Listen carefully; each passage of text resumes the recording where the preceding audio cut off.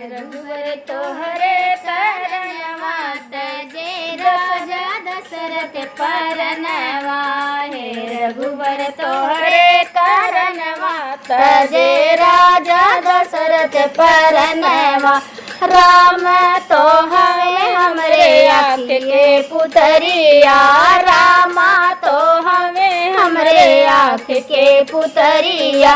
लक्ष्मण तो दोनों नयनवा तजे राजा दशरथ परनवा। लक्ष्मण तो दोनों नयनवा तजे राजा दशरथ परनवा।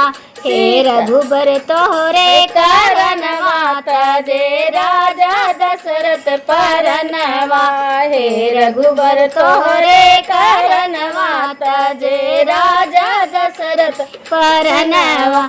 सीता तो है हमरे हथवा के कल चूल, सीता तो है हमरे हथवा के कल चूल। ना बन के वो हमरे भोजनवा तजे राजा दशरथ परनवा। ना बनी है हमरे भोजनवा तजे राजा दशरथ परनवा।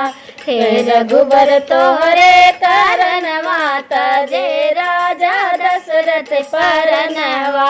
हे रघुबर तोहरे करनवा तजे राजा दशरथ परनवा। जाई के पहुँचे राम चित्रकूट में, जाई के पहुँचे राम चित्रकूट में। वही ना मिले ठिकनवा तजे राजा दशरथ परनवा। वही ना मिले ठिकनवा तजे राजा दशरथ परनवा। हे रघुबर तोहरे करनवा तजे राजा दशरथ परनवा। हे रघुबर तोहरे करनवा तजे राजा दशरथ परनवा।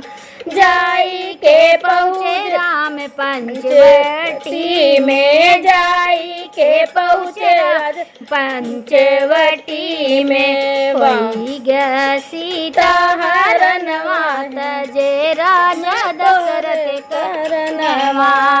वही ग सीता हरनवा तजे राजा दशरथ परनवा। तोहरे करनवा हो तोहरे करनवा, तोहरे करनवा हो तोहरे करनवा। होई गई सीता हरनवा तजे राजा दशरथ परनवा। हे रघुबर तोहरे करनवा तजे राजा दशरथ परनवा। हे रघुबर तोहरे करनवा तजे राजा दशरथ परनवा।